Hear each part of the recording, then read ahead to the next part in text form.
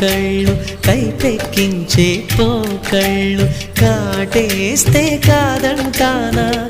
ఇప్పుడైనా వయసేమైనా సొగసేమైనా మరపించే మనసేమైనా నవ్వు నవరాత్రి నీ కోసం తీసుకువస్తున్నా మైనా ఏమైనావే మన్మథ మాసం అయినా ఎంతైనా ఇది మెత్తని మోసం తీయనైన తీరిక తీర్చమంది కోరిక నీకు తోడు నేనిక నీవు